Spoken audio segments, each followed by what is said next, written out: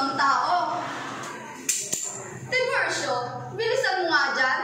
O ikaw, kayo, mga maslupang Indyo, hindi ba kayo magbibigay galang sa akin? O ako ba'y hindi nyo nakikilala? Ako ay isang mayaman, matalino, makapangyarihan, at magandang babae. Dumadaloy sa aking ugat ang dugong Kastila, at kailanman, hindi ako matakot sa mga Indyo katulad ninyo. Bakit naman ako magpapakasal? Magpapakasal sa isang Indyo? Ha? Hindi ito maaari. Bata pa lamang ako'y pangarap ko na magpakasal sa isang Espanyol. Aking asawa, Don Tiburcio de Espadana.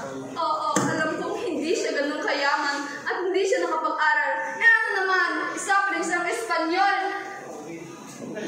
Pinipilit ko nga siya magpanggap bilang doktor eh.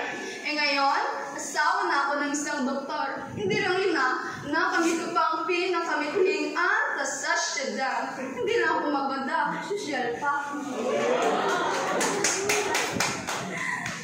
Alam niyo ba, nung isang araw, nagpatungo ako sa tapat na bahay ng Alcares at nagkataon, nandun yung Donyang Konstelasyong yan. Donya? Abay, sumigaw at dumura sa aking harapan. Napakawalang modo, kasural, kepaberebad. Sino madaman siya pala sa harapan ko? Ni Sibrode, hindi siya ang tunay na Donya. Kundi ako lang ang may dugong Espanyol.